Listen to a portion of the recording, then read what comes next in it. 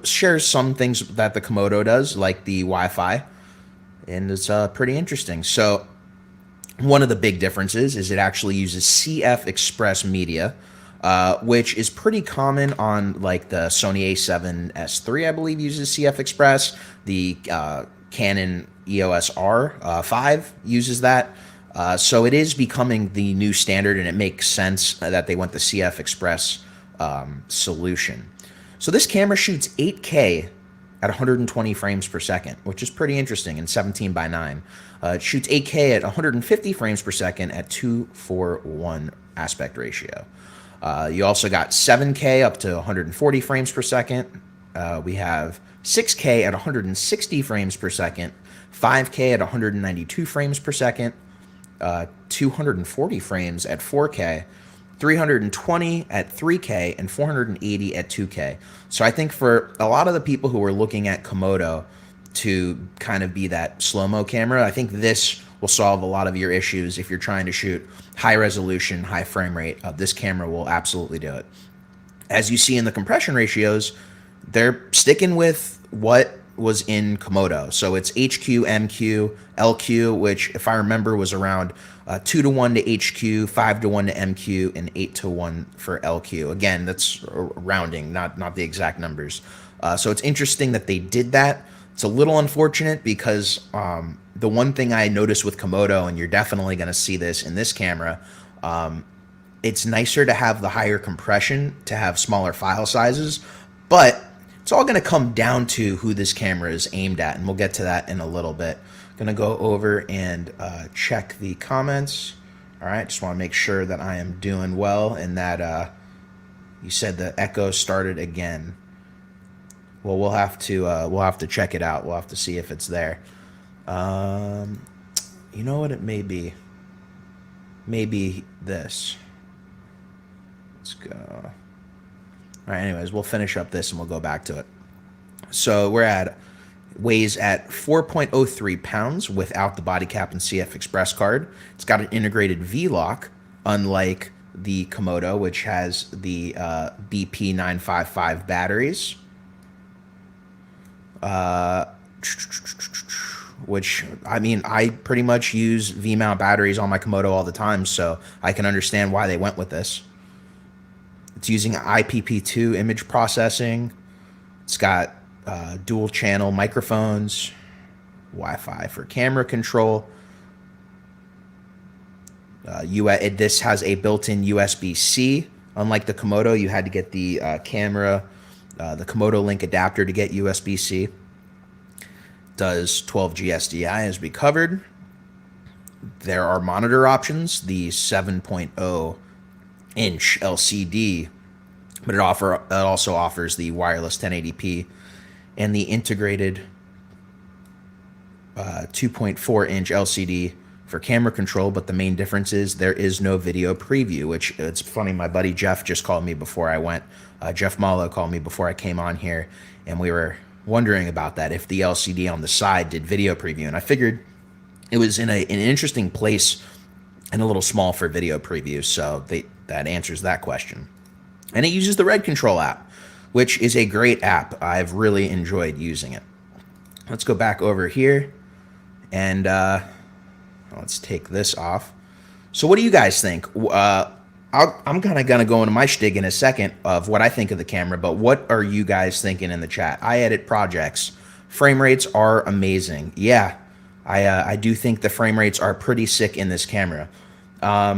So what I think is interesting is I feel like Red went the same route that Apple went with the M1 computers. And hear me out. So the Komodo gets released last year. Jared teases that what's in the Komodo is a sneak peek to what's going to be in DSMC3. Well, Apple shortly after that comes out with the M1 computers, and just like the Komodo, they're aggressively priced for the power that's in there. And I feel like what Red and what Apple did was they got the camera and the computer in the hands of a lot more people than would typically buy the products. There's a lot more people that I know who have Komodos right now, and both the brand new Apple computers like the MacBook Air, which not a lot of people I knew would have purchased before, A lot of people went into that ecosystem. And by doing that, they're doing almost beta testing in a good way. They're all testing the products and, troubleshooting a lot of issues that I think in Red's case helped Red design and finish up doing this new camera. And, we have the things like the shared Wi-Fi, the positive lock RF mount.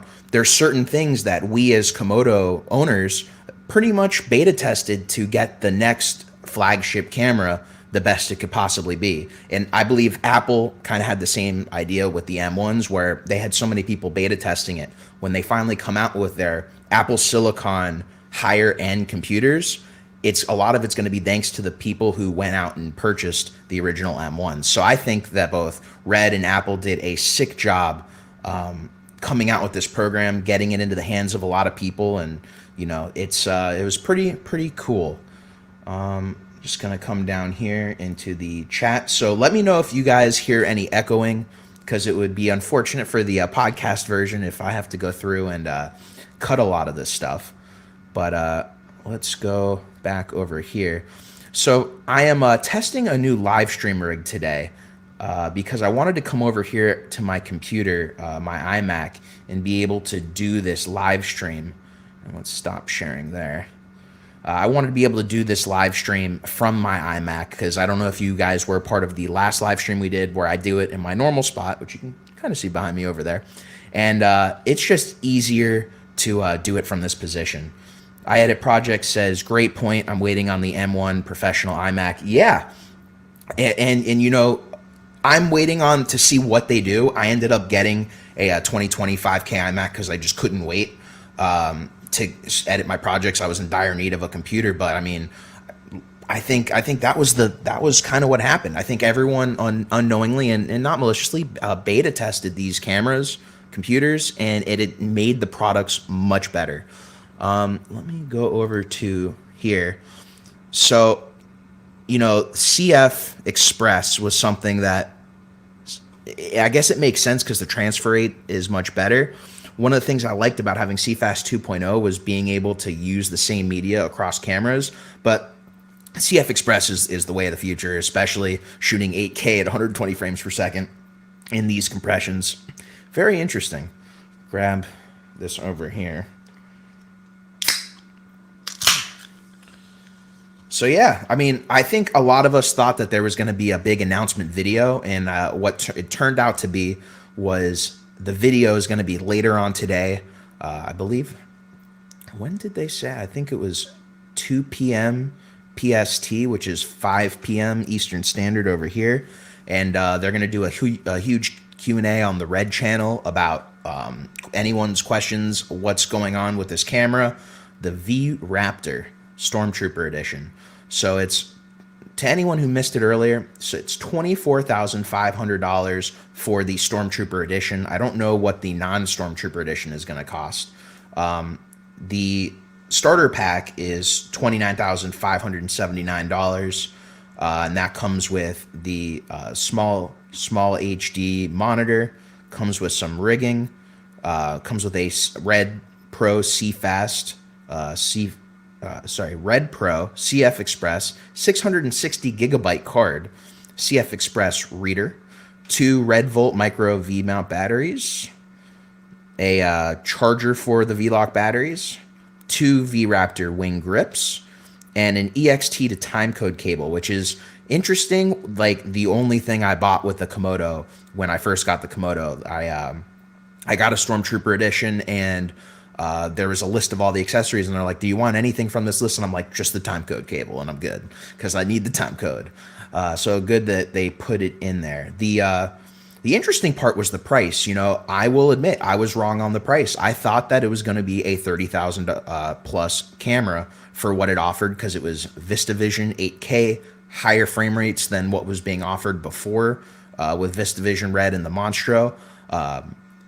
But it's aggressively priced for what it is, pushing the industry. I think that at the same time, it's also going to push other companies to come out with stuff. I think it was interesting that Blackmagic just lowered their 12K right now, and it was probably a good move considering this came out. because it'll entice people to buy more of those. But yeah, I just wanted to come do one of these live podcasts, talk about the specs. There is more to be answered, more to talk about in the Red live stream later today. But I figured I'd pop on here, see what the community thought about this release, because it's interesting. And I guess where I want to leave it off is, I think unlike the Komodo, I think a lot of people who are in videographer positions, doing a lot of local commercial work, a lot of people jumped at the chance to get Komodo because it was a red camera. You could shoot it.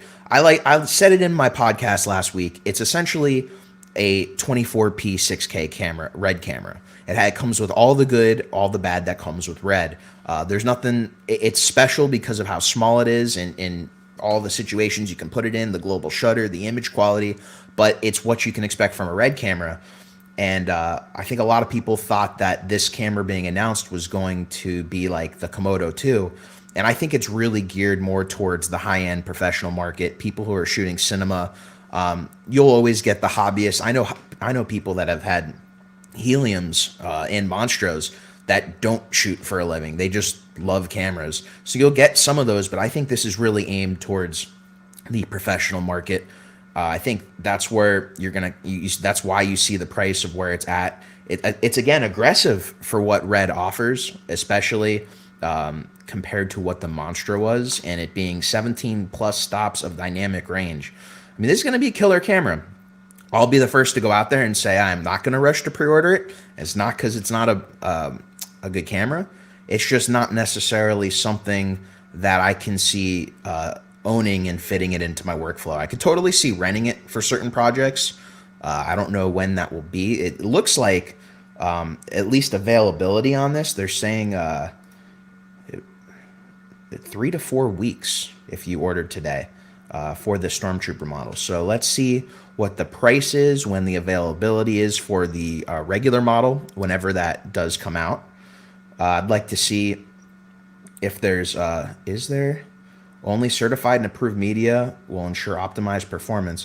Actually, before we end this, let's see if there's actually approved CFast cards for this camera that are not from Red, because there are the Red branded cards. I don't know if they're from Angelbird again, but let's see. Let's go to Shop, Accessories, Media. Because they have all the compatible stuff here. They have V-RAPTOR already there. Camera, V-RAPTOR. Interesting. It looks like right now, at least on the website, they're not listing any compatible cards that are CF Express for the V-RAPTOR. I'm assuming that will change if they go the same path of Komodo, offering some third-party approved solutions from some of the bigger companies like SanDisk and whatnot.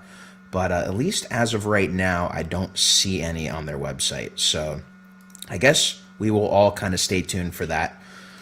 I don't really know what else there is to talk about the camera. It's full frame, positive lock. I guess the only thing else I can mention is I think they learned from the position of the record button. And there is a record button on the front now, and there still is one on the side. Other than that, I think it's a great camera. I think it's going to suit a specific kind of industry. I don't think everyone's going to be shooting on 8K 120 frames, but at the same time, getting that kind of image quality is fantastic. Before I ramble on, if you guys have any questions, I'm going to wrap it up right here. Don't want to be going for too long.